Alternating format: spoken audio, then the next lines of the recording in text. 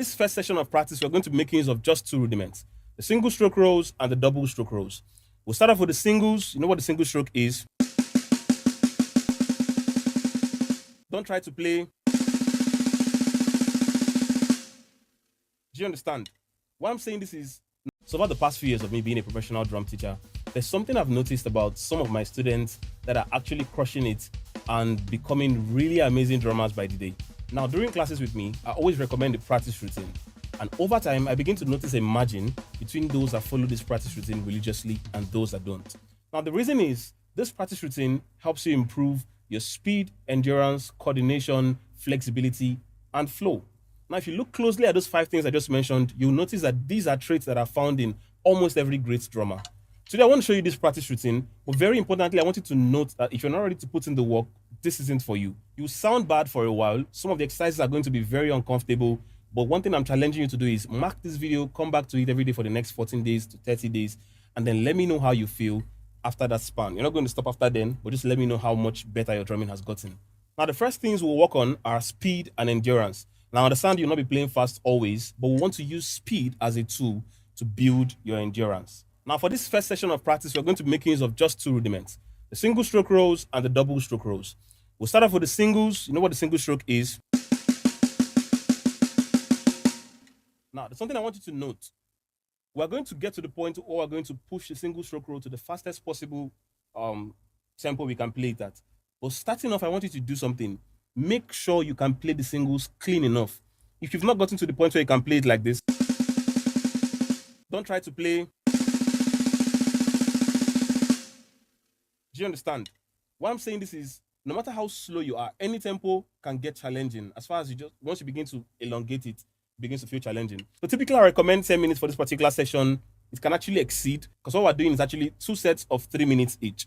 So what I mean by that is we're going to try to play the single stroke roll. Let's say we get it to 70 BPM, and then we'll play 70 BPM for 3 minutes non-stop. Then we rest for like a minute and do it again. Do you understand? Then you move on to your doubles and you do the same thing. For doubles,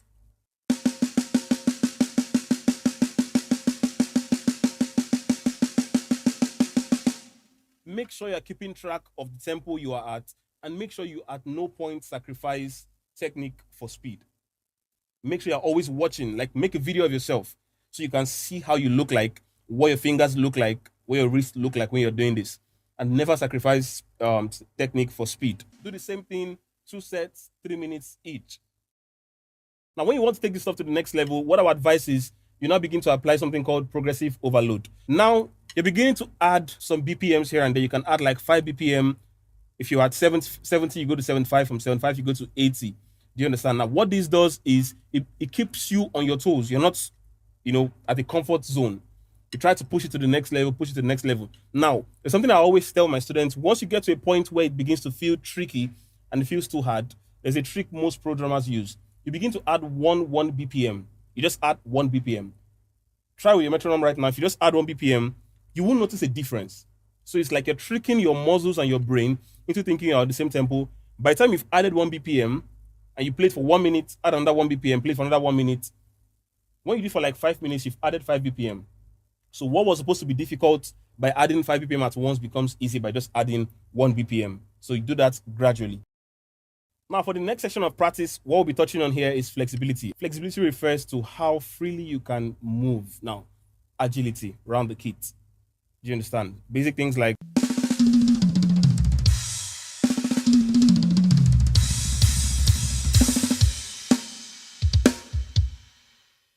so you see how smoothly I could move around the kit. That's flexibility. Now, how do we build this? We can simply start with what I just did. Not at the level I did it though, but single stroke rolls. So typically most people will have like 5 pieces. So let's work with five pieces.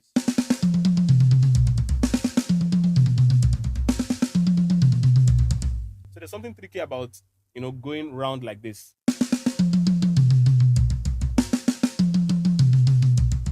Because when you're coming back to the snare, it feels a little tricky. So this is something I notice people always struggle with.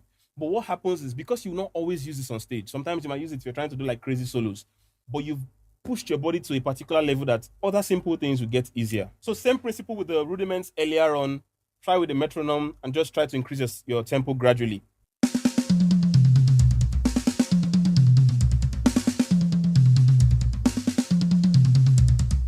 So there's so many other inversions we can do. We can do this.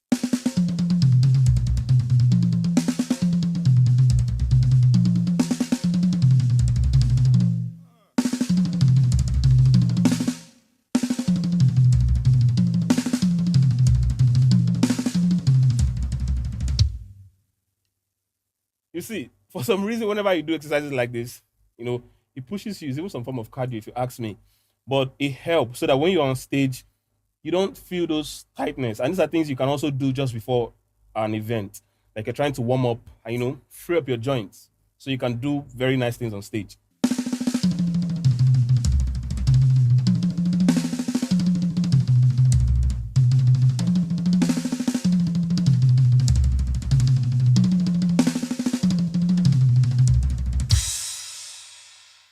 Now, one thing I recommend a lot for flexibility also is crossovers. Crossovers are one of the things that really, really helped me. Now, first of all, to get a crossover, you have to let your left hand go beneath, your right hand go on top. You see?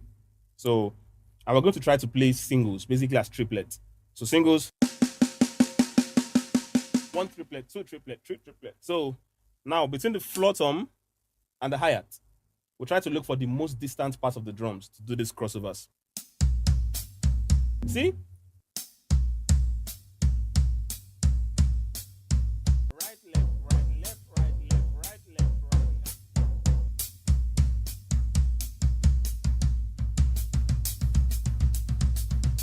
So you can just put your kick anytime you're coming back to the hi-hat. So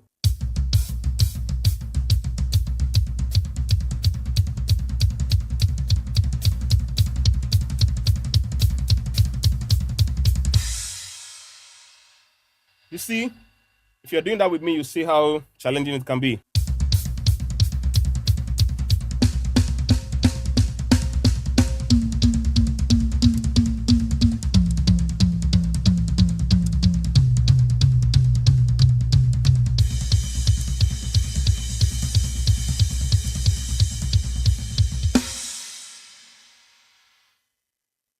So what I was basically doing there was trying to move from the farthest point of the drums to the right to the farthest point to the left. You understand? To push, like I said, challenge those joints. You get so that when you're on stage, you don't play for long. And then when you start trying this kind of stuff on stage for the first time with all the hype, when you're done, you have body pains. But when you practice these things frequently, when you play them on stage, just like another day at work. Now, one very important thing to note with this whole routine I'm giving you is you mustn't do all of this in a day. So what I would advise typically is you can share everything in this video into 2 days. So you do the A portion on one day, do the B portion the next day, then the day after you repeat the A portion. Do you understand? Because try to do everything in one day, it might just be a lot. And I'm factoring the fact that not everybody has enough time to practice daily. So something that you can actually practice 20 minutes every day and you have a consistent practice routine. Now, the next part I'll touch on is coordination. Very, very important, but many times overlooked topic in drumming. Now, coordination simply refers to how your limbs can operate independent of each other. So, how can this right hand work while this left hand is doing something else, while this foot is doing something else, this guy is doing something else? And I want to use a particular exercise I did years ago. I saw it from Thomas Pridgen. Fantastic exercise. I really love it. It starts with an ostinato, a basic ostinato that is.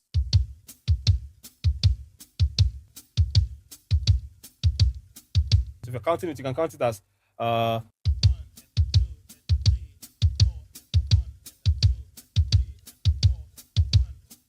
So basically what we do with this pattern is we try to play so many things over this pattern while this is going on. So we start with something like the single stroke row first of all. So the single stroke row.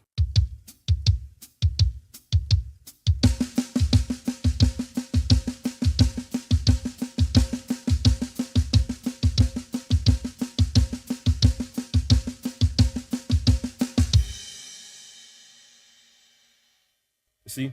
So if you find any of these things challenging, apply my group learning technique. I always say this. So pick every limb independently. If this is challenging to you, do not move on to any other thing until you've gotten But I understand that once you put in the hand, it seems like everything begins to fall apart. If you're practicing this with me right now and you're not used to it, that's exactly what you're experiencing. So you can try to leave the left foot out of it and then try to do.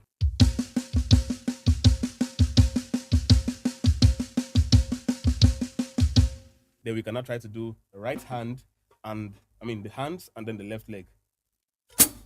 So we'll try to simulate the kick in our head and then play just the left hand.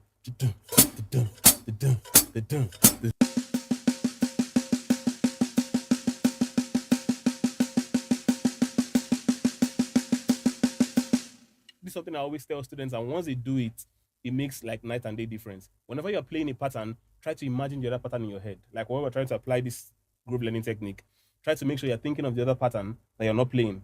Let's move on to the next thing. We can now try to add doubles in this thing.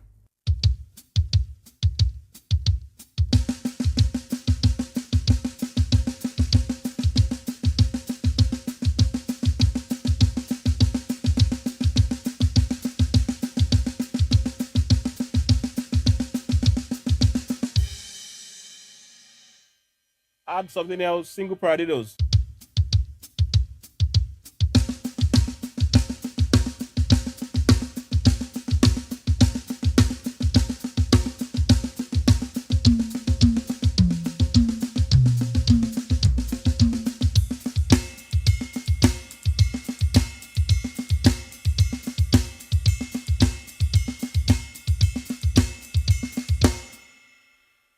So what I went forward to do was I added a groove on top of that ostinato. The groove was, you can start with something basic.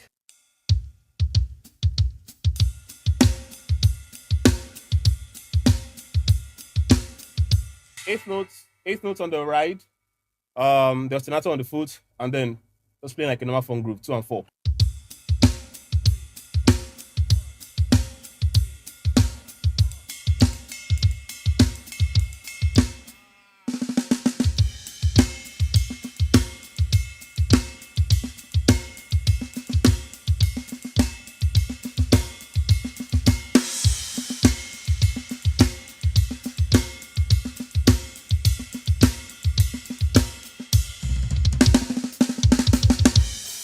Now, to the next very important thing that I spend lots of time with my students on is flow. Very quickly, I'll just introduce you to this whole flow thing and how you can implement it into your practice routine. So basically what flow means is you are in a state of moving across different ideas without getting stuck.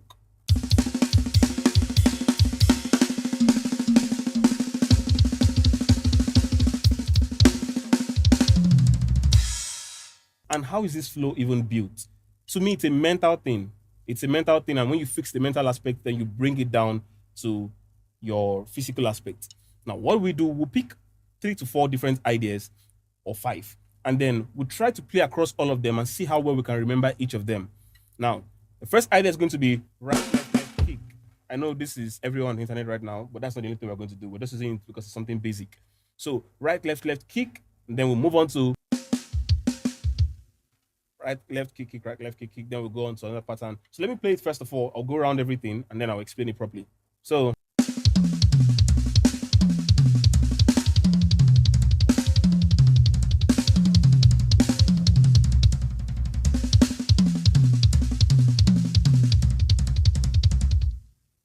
basically what I did was went through the right, left, kick to the right, left, kick to the right, left, kick, then added some single stroke, like 4 single strokes, I think, and then came back to right, left, kick again.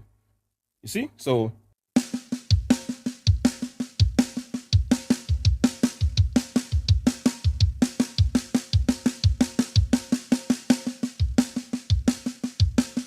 with patterns like this, I can come up with another random one on the spot. But what we try to do is see how well you can remember. Do not cram it. Now, okay, yes, initially you have to cram it. I'll be honest with you, you have to cram it. But as time goes on, when I say cram, I mean memorize it. Do you understand? But as time goes on, you have to start trying different things. Like for myself, when I'm trying to practice this stuff, I'm trying to not really think too much, but whatever idea that comes to my mind, I just play it. I can go between rudiments. I can go from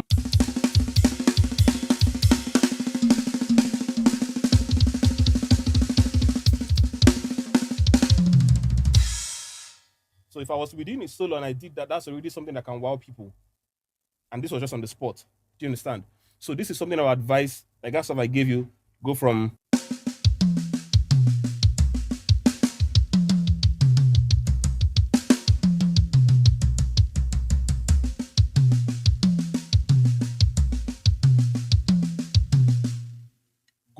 this stuff and then gradually begin to build your way up. If you're someone that's interested in taking your flow game to the next level, I actually made an entire video course dedicated to flow, and you can check it out. The link is going to be in the description or the pinned comment, any of those two places. In this video course, I went in depth on everything concerning flow. It's something I advise you check it out. But in the meantime, you can just practice these stuff and try to improve it on a daily basis. Let me know how this goes in the next 14 to 30 days, and I'll see you guys in the very next video. Peace.